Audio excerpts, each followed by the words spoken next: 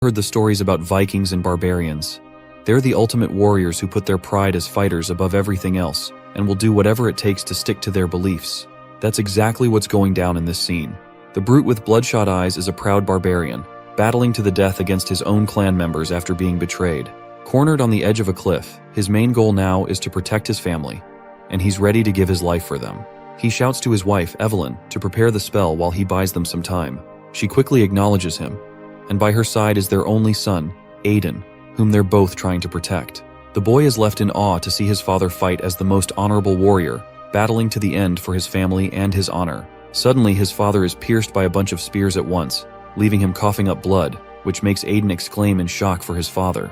But this man is one hell of a warrior. He swings his weapon like it's nothing, cutting down everyone in his path like vegetables, and he isn't even breaking a sweat. Meanwhile, his wife begins her spell. A blue light quickly descends from the skies, and that light starts to lift Aiden up with it. His mother wishes him that wherever this star takes him to, it'll be better than here. She begs him to please survive. Aiden is terrified of the unknown and refuses to go, but his father quickly calls out to him in order to spark his warrior spirit. He reminds Aiden to become stronger, strong enough to lose nothing, strong enough that no one can touch him, and to make sure he survives. Tears stream down Aiden's face as he agrees to what his father said. Watching his dad fight without fear, even in the face of death, fills him with pride and makes him want to be a barbarian like his father. The next scene takes us into the back alleys of a city, where a bunch of thugs are grinning widely, ready to make their first victim after the entrance exam. Their target is a rich and nerdy brat they've got their sights set on. They demand that he take off his bag and hand over his shiny watch. This kid is Kim Jin-tae, a third year at GNL High School, and he definitely fits the silver spoon stereotype. Jin-tae tries to stand his ground, refusing to give them anything. He warns them that it could lead to big trouble later, but the thugs just laugh and remind him that trouble is already staring him in the face. They scoff and act tough while Jin-tae does his best to smack some sense into these fools. He tries to remind them that his friends will be arriving soon and that it would be a real hassle for them. But these guys are not here to take any crap. One of the thugs grabs Jin-tae by its head in order to slap him hard, but right that very moment, the bastard gets a crushing blow right into its ribs, which knocks him out for good. The thugs freak out as a blow suddenly comes crashing through the wall. The guy who made that hole calls out to his friend Jin-tae to see if he's okay. This dude is huge and jacked, with those same bloodshot eyes we've seen before. It wouldn't be surprising if he is Aiden, but for now, he goes by Kang Cheol-do, a third-year student at GNL High School. Those tough guys who were just acting big are now shaking in their boots, asking what the hell he is and how he punched through the wall. Kang grabs one of the puny punks by the collar, hoists him up, balls up his fist, and delivers a brutal smackdown, showing off that barbarian-level energy. After that, both friends walk side by side, and Jin-tae praises him for being amazing as always. He jokes that this time Kang even pushed the boundaries by punching through the wall. This insane display of power sometimes makes Jin-tae wonder if his friend is even human. Kang gets startled by the compliment and starts feeling uncomfortable. He nervously confirms that he's just a regular human. Well, technically, he's an alien since he traveled from another world to this place called Earth, and it's been 10 years since he arrived here. Jin-tae keeps saying that sometimes Kang gives off vibes like he's not from this world. This isn't the first time Kang has heard it. His old friend is always suspicious of him, which makes Kang wonder if he's showing signs of being a barbarian. Later we see a stack of empty rice bowls, and this is the sixth one Kang is tackling right now. Eating more than 6 bowls at a time isn't exactly normal, but still, his grandpa is starting to get concerned about why Kang is eating so little. Kang just says he hasn't had much of an appetite lately. He then asks his grandpa why he isn't eating, and the old man replies that he's gotten old, so digestion isn't easy anymore. Just watching Kang put away copious amounts of food is enough to make him feel full. This scrawny old man with a big bright smile is the most dear person to Kang. He's the one who took in a barbaric boy with nowhere to go and raised him without asking for anything in return. The old man then remembers that he got a call from Manager Park, so he asks Kang if he's made up his mind about becoming a boxer. Kang responds that he doesn't want to be an athlete. His grandpa asks why he feels that way, reminding him that he's won every single tournament he's entered, so it would be a waste to throw away all that athletic potential. Well, that can't be helped since, after all, barbarians and humans are completely different species, or at least that's what Kang thinks. He had participated in sports before, but to him, it felt like cheating. He was literally way ahead of everyone, and that just went against the spirit of fair play in his opinion. Kang doesn't want to let his grandpa down, but as much as he hates to admit it, he believes there's only one path for a barbarian, and that's to be a warrior.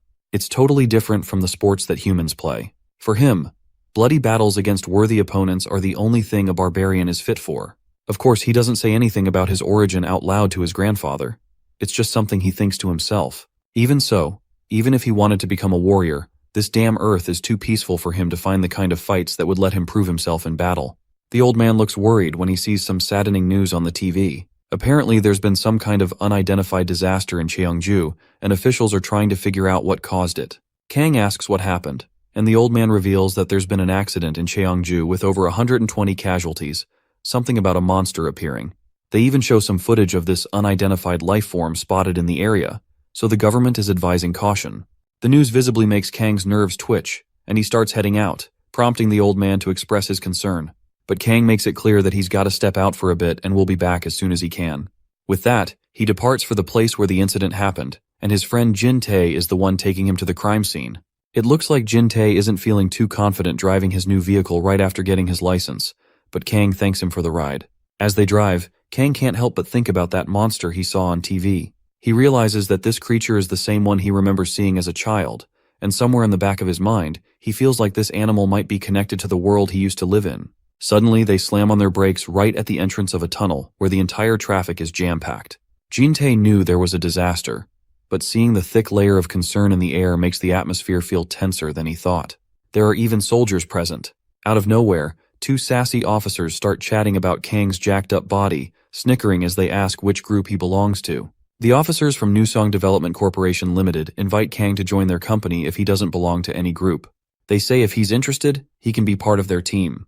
Kang takes the business card and asks if this is some kind of guild where warriors gather. The officer bursts out laughing, clearly amused by Kang's weird analogy.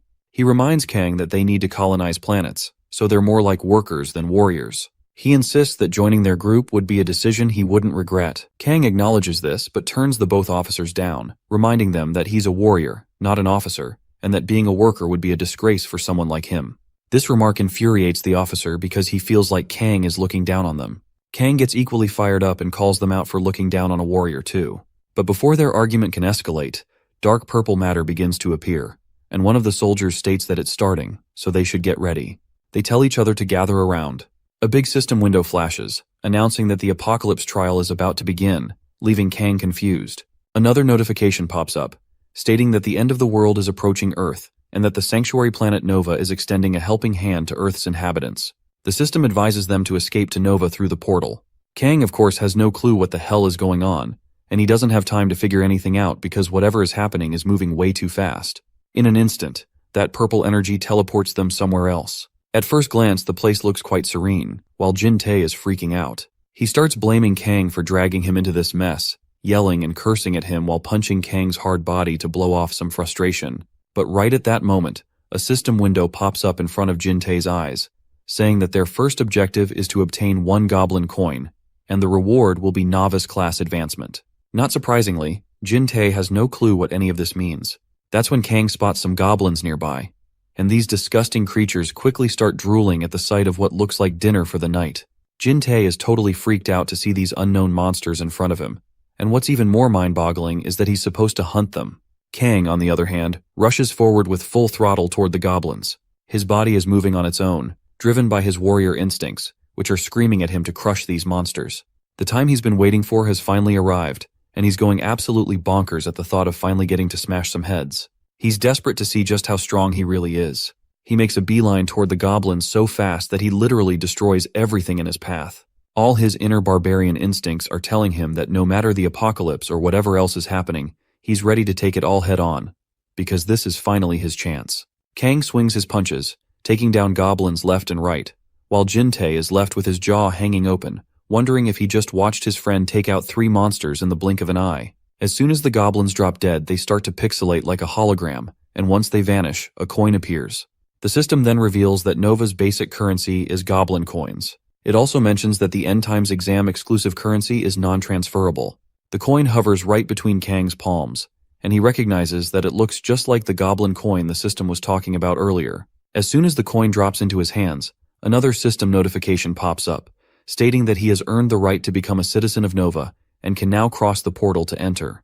Jin Tae wonders again what the system is talking about, but Kang doesn't dwell on it. He looks around and spots the portal behind him, and realizes that the thing floating over there must be the thing the system is talking about. Later, we see Jintae's face totally banged up, and he's holding a wooden club in his hand, yelling at Kang once again for throwing him into this mess. Apparently, Jintae has to hunt goblins by himself to enter that place called Nova. Kang reminds him that he can't transfer the coins to others, meaning he has to earn them on his own. Just as they're arguing about it, a monster leaps from its place toward Jintae. But before the goblin can do any damage, Kang casually steps over the ugly creature, reminding his friend that fighting these monsters is the only way to earn the coins. He reassures Jintae that he won't let him die here, especially since Tae got caught up in this because of him. After a while, they finally complete the quest, but Jintae's face looks sourer than a lemon. At least he's relieved that the session of suffering has finally come to an end. In the next scene, we see a pair of binoculars peeking through the bushes, and a voice asks the sergeant if the duffel bag over there belongs to them. The sergeant confirms it, saying those sneaky little goblins must have stolen it. With that, they decide to kill all the goblins. Meanwhile, Kang has the same duffel bag those goblins were carrying. As he rummages through it, he realizes there's a lot of useful stuff inside, including combat rations, so they don't have to worry about going hungry. Just then, a gun barrel is aimed right at Kang, and the soldiers shout for the goblin to die. But as soon as reality sinks in, they simmer down when they realize it's just a human. Jintae quickly raises his hands in the air and says he's human, begging them to spare his life. Later, they all sit down for a meal together, and the soldiers apologize for earlier, saying they were so caught up in the moment that they thought Kang was a goblin. They're relieved to see there are more people around. They ask if it's just the two of them, and how they've been surviving completely unarmed. Jintae explains that they ended up here without knowing what kind of place this was. He then asks the soldiers if they're also participating in this end times exam, and if everything in the status window must be true. The soldier confirms it, saying the government is preparing for the end times too. The planet Nova, where humans will supposedly migrate, is practically in the Stone Age, so they need to work together to build villages. Forward-thinking companies and organizations are also jumping into Nova's development to prepare for this new era, and a competition unknown to the general public has already begun behind the scenes. Kang asks if Nova has a lot of monsters like the ones they saw earlier. The soldier explains that this place is like a testing ground, while Nova is the main stage, so training here is crucial, and Nova will be even more challenging. Jintae then hands over the duffel bag and apologizes for taking it. The soldier reassures him that they've got plenty of other supplies, so there's no need to worry. It should have enough food and weapons for everyone. Meanwhile, Kang's gotten quite interested in this place called Nova, especially now that he knows it's supposed to be even tougher. A smirk spreads across his face because he now has more chances to flex those big muscles. He even decides to go out for more hunting, even though he's already passed the test. Later that night, as they push through thick grass, Jintae struggles to keep moving forward, while Kang strolls along as if it's just a casual walk. Jintae asks why they're hunting more when they've already passed the test. Kang replies that after hearing what the soldiers said, they can't just sit around, they've got to level up faster. At that moment, they spot a high-level goblin perched on top of a tower, looking like it's up to some magical business. Jintae is bewildered to see what the heck this thing is because it doesn't look like any of the goblins they've seen before. But Kang is grinning widely, because this is exactly what he was looking for. He'd heard some weird noises, followed them, and bam, he's found his next target. With a burst of godly speed, he leaps from his spot, while Jintae warns him about the danger he's about to face. Kang just grins maniacally and says that the more dangerous it is, the better. He charges toward the tower, wielding a frying pan in hand. The nearby goblins notice him, but they're quickly taken out with a single swing of his pan. The mage goblin atop the tower spots the chaos below and sees a jacked-up human climbing up like King Kong.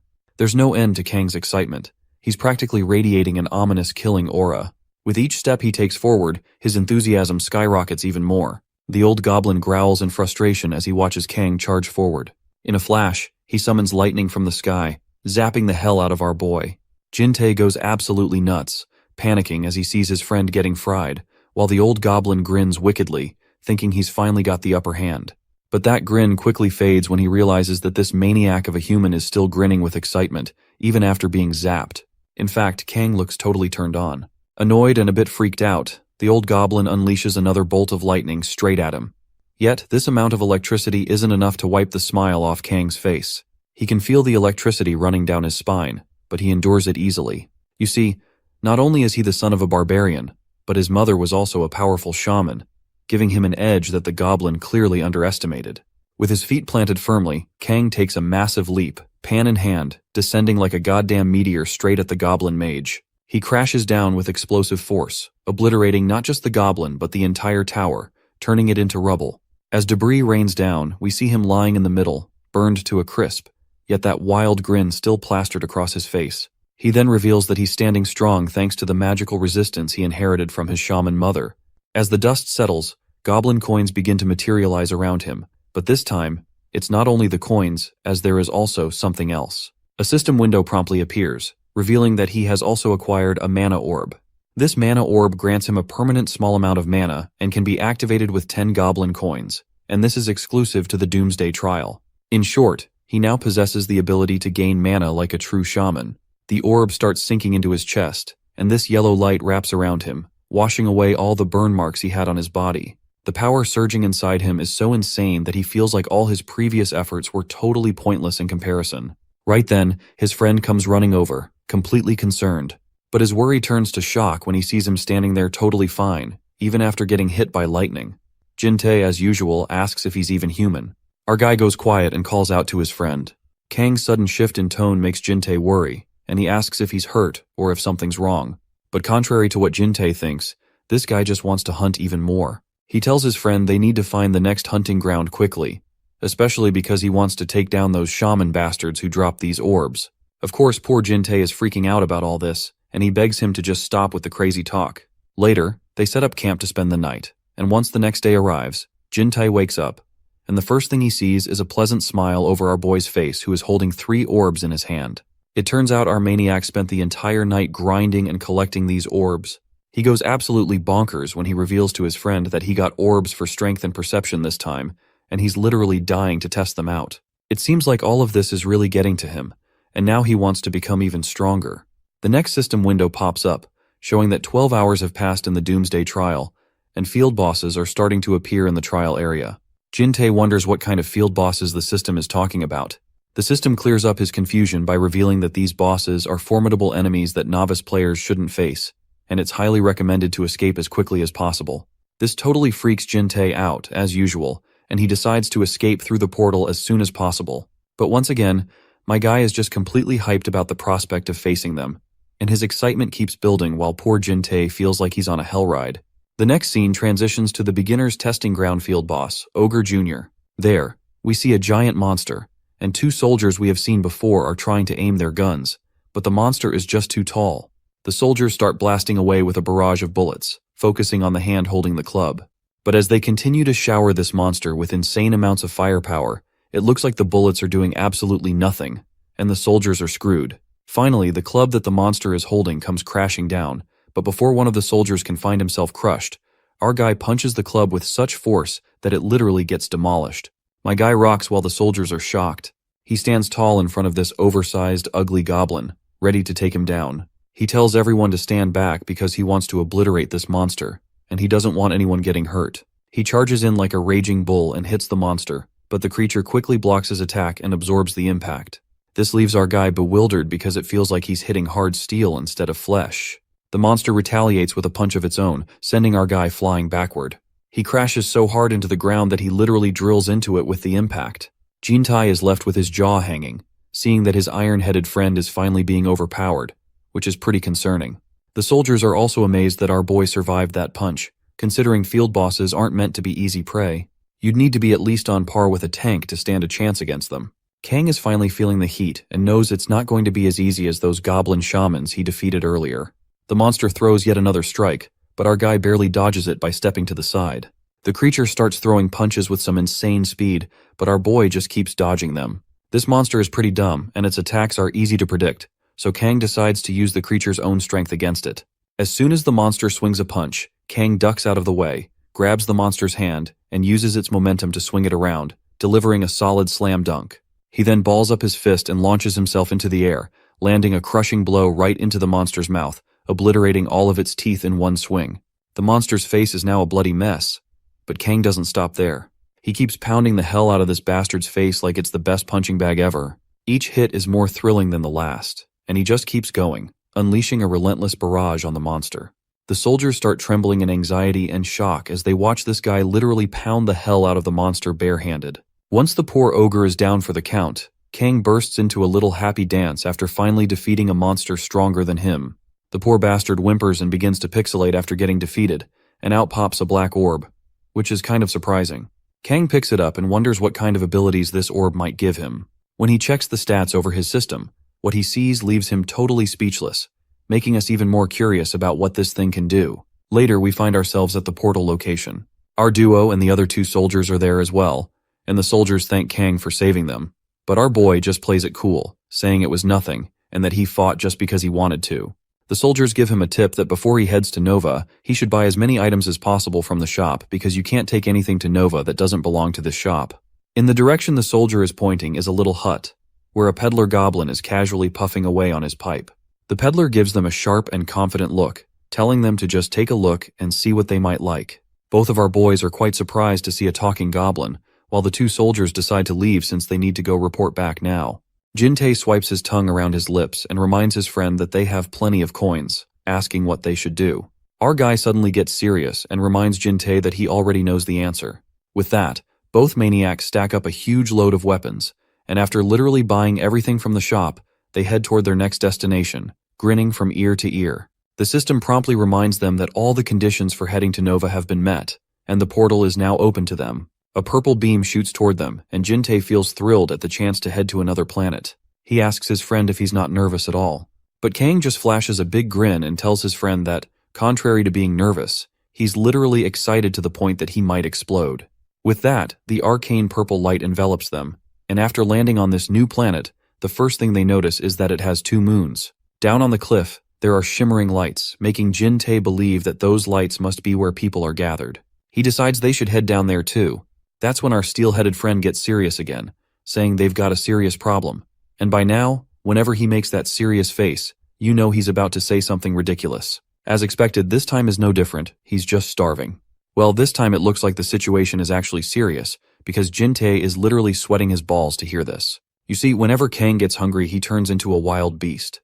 To make matters worse, it's going to take them at least half a day to walk to the tent village. Right at that moment, a sweet voice from an elegant lady grabs their attention as she asks if they've just arrived on Nova. She offers to help them in any way they need.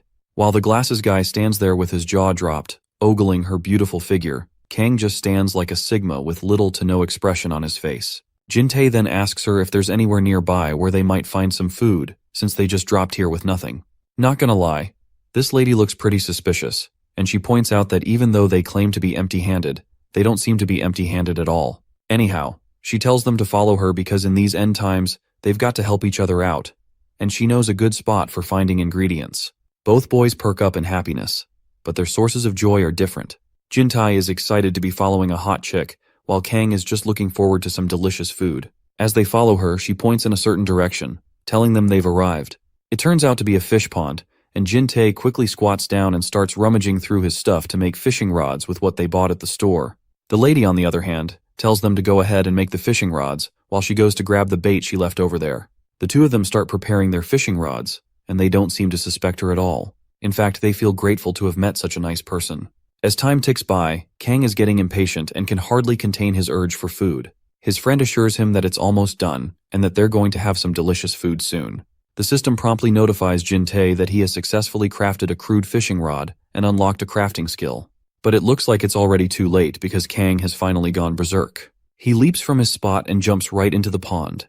Jin-tae is utterly freaked out to see this lunatic diving into the water mindlessly. Just as he's grumbling about Kang's stupid actions and his insatiable hunger, someone appears behind him. This familiar voice asks him why he's alone and where his other partner is. Jin-tae turns around, only to see a gang of goons towering over him, along with the same shady lady who seems to have called these bunch of hobos. He stutters as he looks at the massive guys and asks the lady if they're her friends. The girl just snickers along with her goons, making fun of how this pervy glasses guy fell into her trap. One of the thugs walks toward him, and the girl reminds Jin that this is Nova, and if he goes around flashing what he's got, it's no surprise he's going to get robbed by people like her. The thug grabs the poor boy, who asks her why she tricked him. To which the lady replies that she hasn't tricked anyone. It's just the law of nature, the strong devour the weak. So he'd better hand over everything he has without making it hard for himself. Jin-tae tries to tell her that if she messes with him, it won't end well for her, and she's going to regret it later. But these guys aren't taking any crap. They just slap the poor guy so hard that his mind probably scrambles inside his head.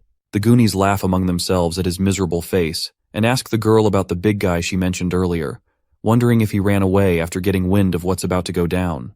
Then the other guy says that maybe he's hiding in the water because he's scared. Well, this guy is right that Kang is under the water, but Kang isn't hiding because he's scared. At that moment, a commotion erupts in the water, and it's our boy fighting off giant crocodiles all on his own. The gang of goons is left with their eyes popping out of their heads, watching in disbelief as they see Kang battling an alligator. Meanwhile, Kang is thinking about how amazing the ability he just got from that black orb is.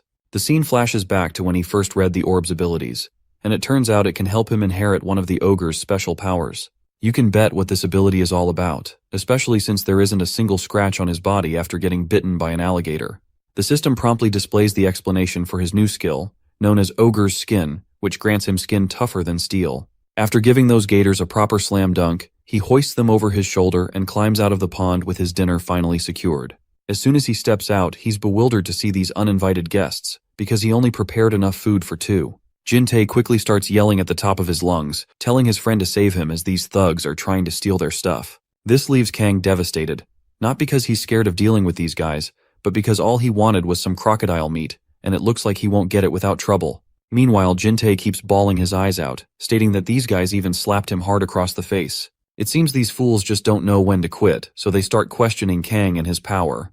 They're confident that even if he's powerful, they can handle him because they have the numbers. But the one who's been barking the loudest is the first to get punched.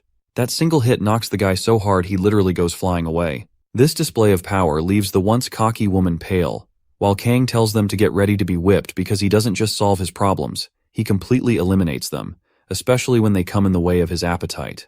Standing in front of the blazing pyre made to roast and cook the tough alligator meat, Kang interrogated the scammers who had been extorting money from newbies. These thugs belong to an unsavory organization arrogantly called the Dragon Turtle Faction. Even if it was a 5 versus 1, the goons were no match for the Barbarian. They had to choose between being beaten within an inch of their life or some unpleasant bruises in exchange for spilling the beans. Seeing as the thug sitting up front seemed to be the spearhead of the group, Kang asked if he was the leader. The thug slyly smiled and simply answered that he was not the leader of the faction. That prestigious title belongs to their boss, the one and only John Yong-gu. He is widely considered the strongest fighter in the area.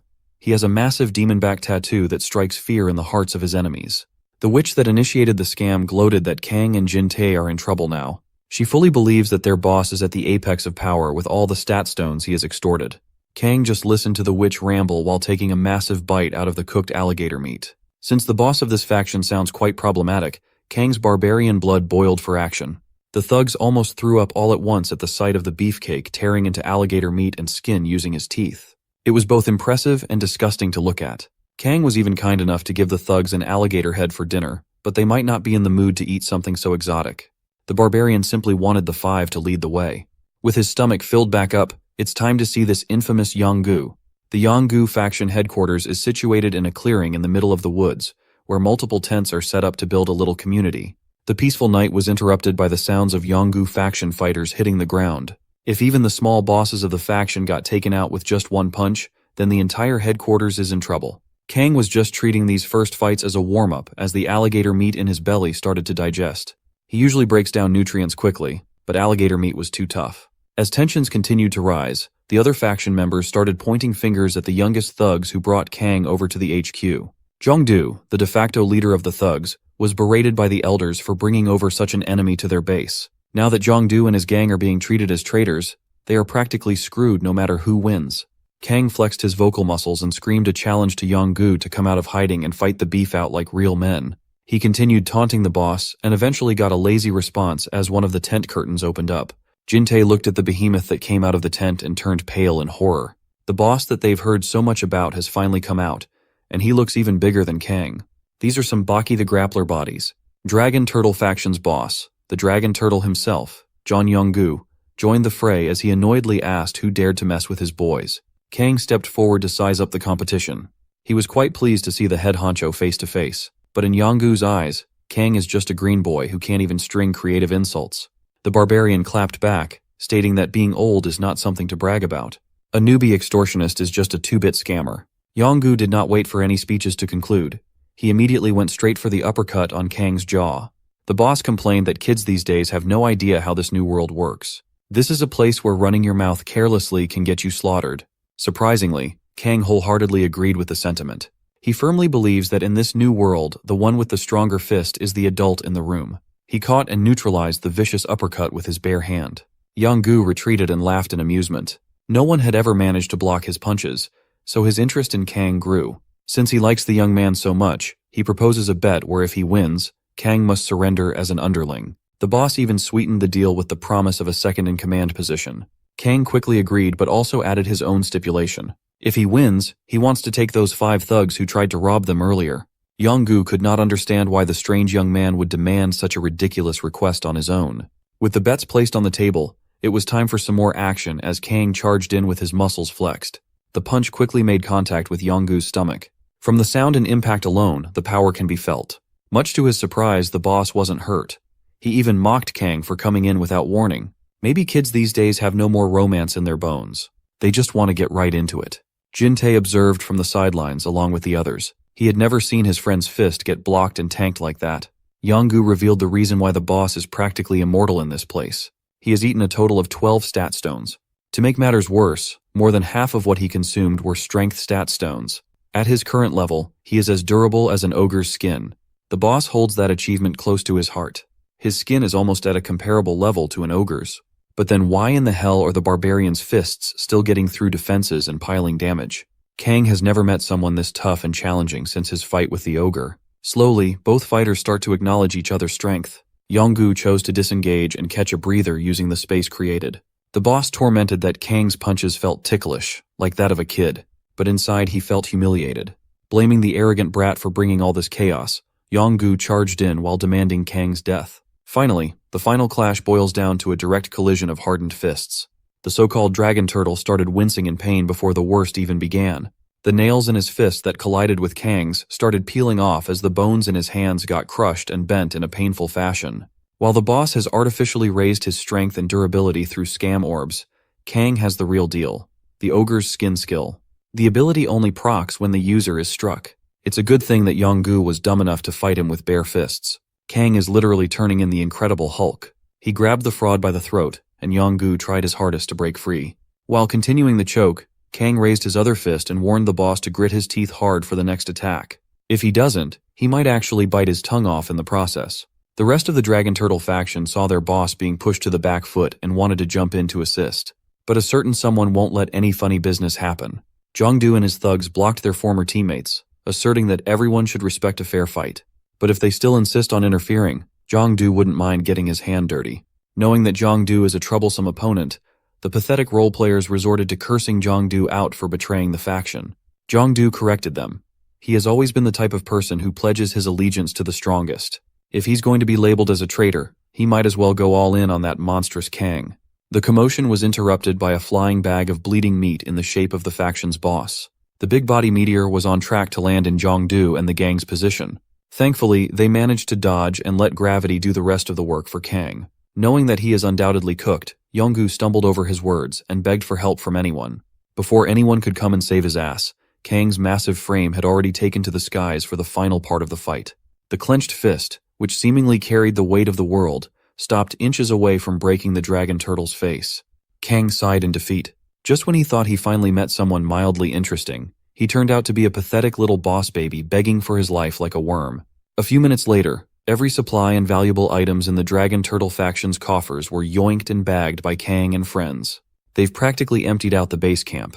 With their business in this place done, Kang has already set his sights on another adventure. Before they could leave, Yong-gu humbly asked a question. Kang was annoyed, but he played along. No one in the Dragon Turtle faction had ever seen Kang's face around the area before, so everybody was curious about what organization he was from. The question just confused Kang. He doesn't have an organization or anything like that. He's just a normal high school sophomore student after all.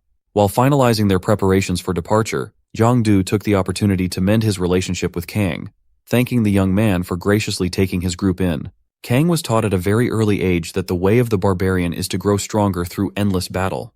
Now he finally got his first underlings, but some of his parts are still weak. In that fleeting final moment against the boss, he actually hesitated to go through with the attack. If his father had seen Kang do that, he would have been disappointed. Even after the fight is over, he is still fuming at the fact that he did not go for the decisive kill to take the conniving bastard's head.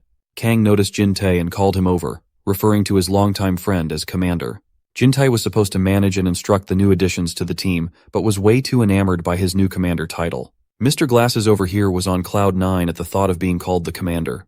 With everything settled at the camp, Kang is itching to get some more action, so he decides on their next destination on his own. Jintae can faintly see a silhouette from afar, but Kang's sharp instincts are telling him to charge forward.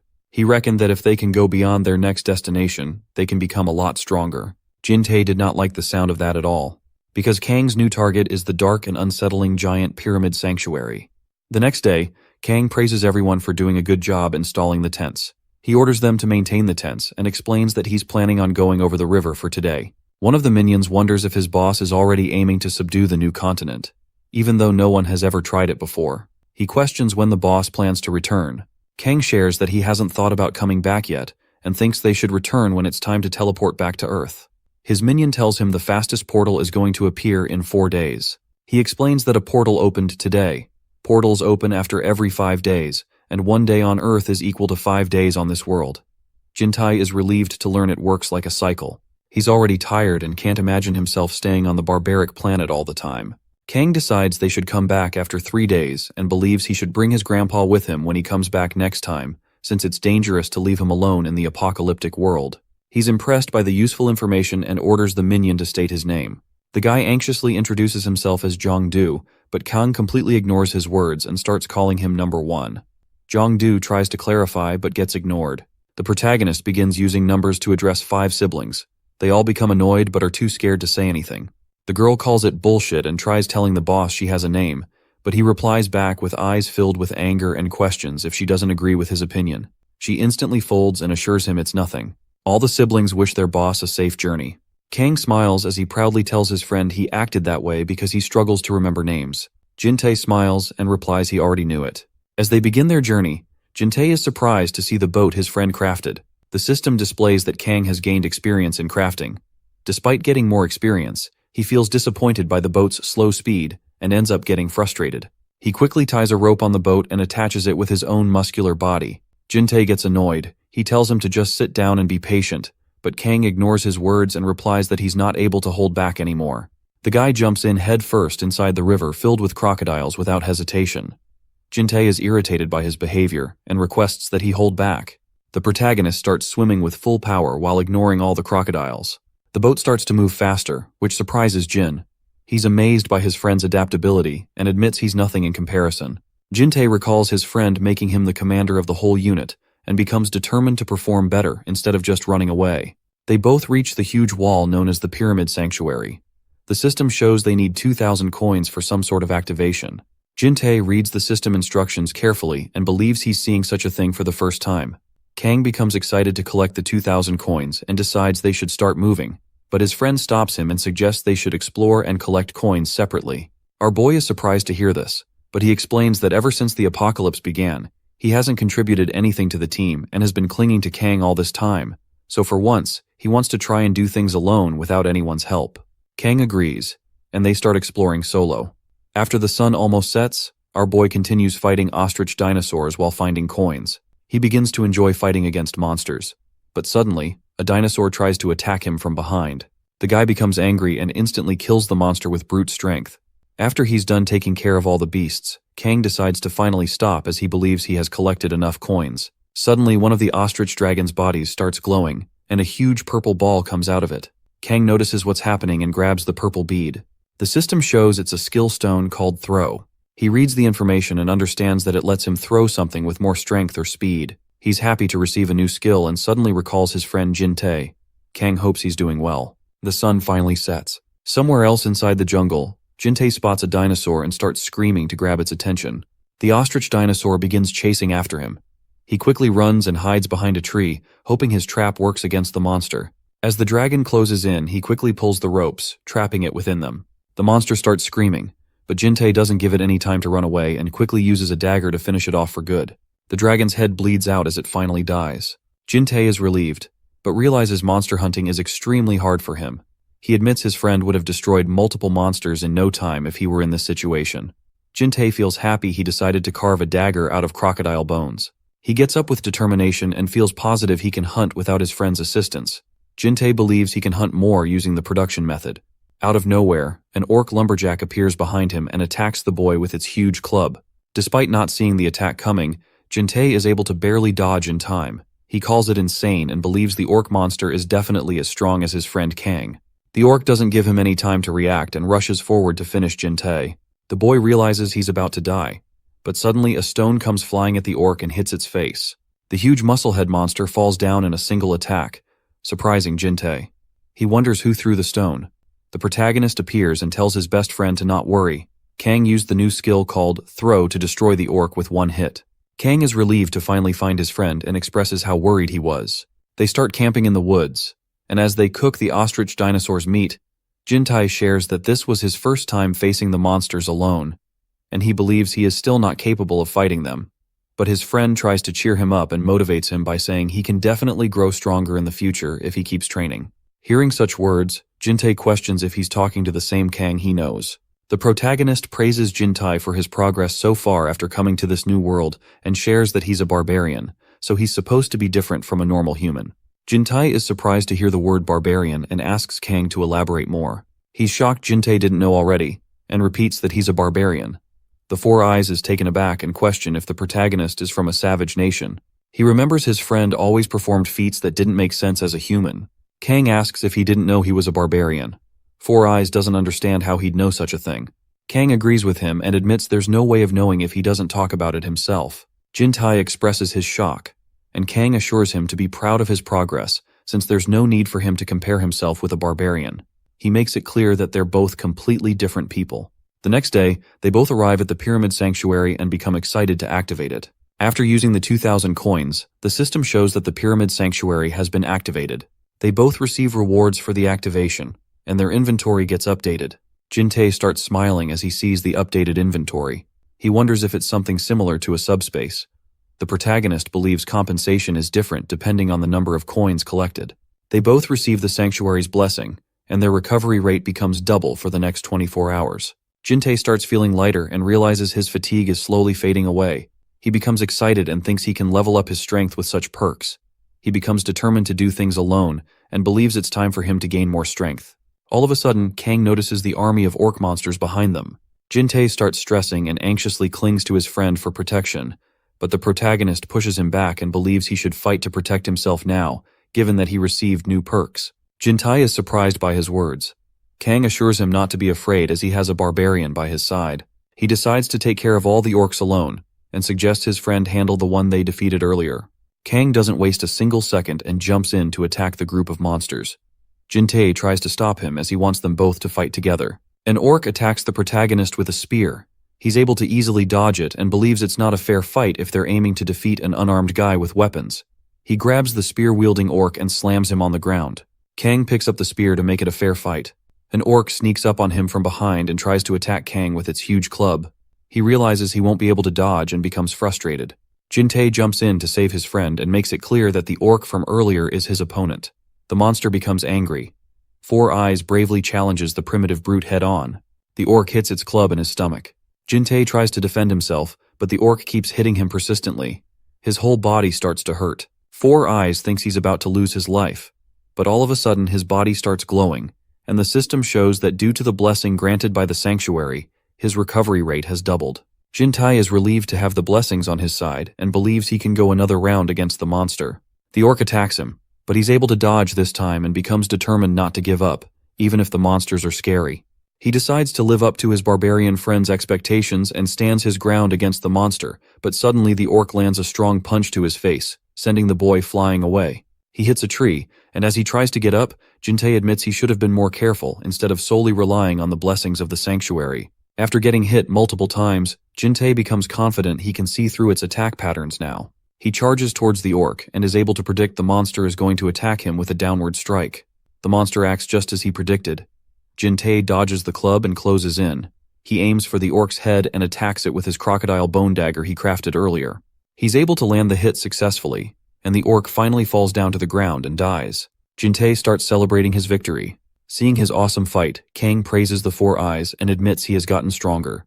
Jin-tae shares that he's slowly getting used to fighting monsters. He thinks Kang's feats are impressive, as well as how he single-handedly defeated all the spear-wielding orcs like it's nothing. Kang notices a system notification. It displays that he has obtained a skill known as Spear Mystery, since he already has a deep understanding of spear techniques. Kang smiles and believes he has unlocked a new skill because he was fighting with a stolen spear. He shares the news with his friend and thinks it's the same as how he figured out crafting earlier. He has learned that he can gain skills just by using new weapons. Kang becomes excited to learn more and asks his friend if he has recovered. Jintai notices his excitement and wonders if he's already planning on fighting more monsters.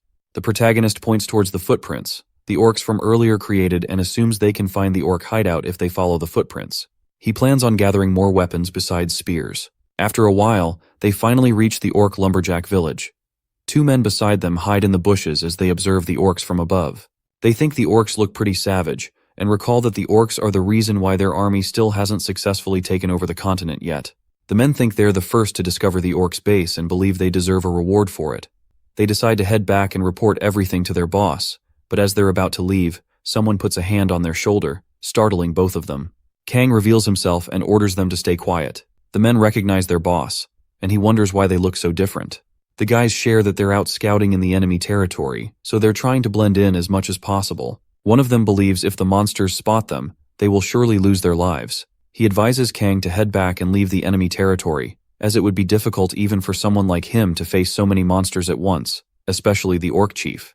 The men point towards the orc boss and believe they'll need whole company-sized manpower to deal with such a powerful monster. Kang understands what they're trying to say but becomes excited as he sees the axe in the chief's hands. He gets fired up to make the weapon his and jumps into the enemy territory bravely with Jintae on his side, despite getting multiple warnings from his minions. In a few minutes, Kang is able to take care of all the orc monsters, and as he finally comes face to face with the orc chief, he removes his shirt and advises Jintae to rest as he wants to handle the boss monster alone. The protagonist starts blabbering out the words he heard from the orc monsters. Jintae wonders if he learned orc language while fighting. Kang admits he's making things up and recalls that the monsters have been repeating these words the whole time. The chief screams in rage and finally attacks the protagonist with his axe, but he's able to easily dodge it and lands a kick as well. Kang realizes his kick had no effect against the thick armor. Seeing another axe attack coming his way, he admits even his ogre skin won't be able to save his life if he gets hit by the axe head-on. In such a situation, the protagonist decides to just steal the axe from the orc. He grabs its arm and forcefully takes away the huge axe. The orc starts screaming in fear. Kang thanks him for the new weapon and uses the new axe to smash its head with all his might. The orc dies, and the system displays that his axe-wielding technique has improved. He has obtained a skill known as axe proficiency. His minions are stunned to see him win and call the protagonist crazy for taking on the chief alone. Jintai becomes relieved and starts celebrating their victory. The minion realizes his boss is an amazing person and thinks he's more like a monster. The guy becomes worried and believes such a monster shouldn't be left free. Kang stands proud after winning the battle against the chief orc. The system shows that he has acquired a new item known as the Orc Chief's Great Axe. But this is just the beginning of his journey, and we'll see how much stronger he becomes in the next chapters.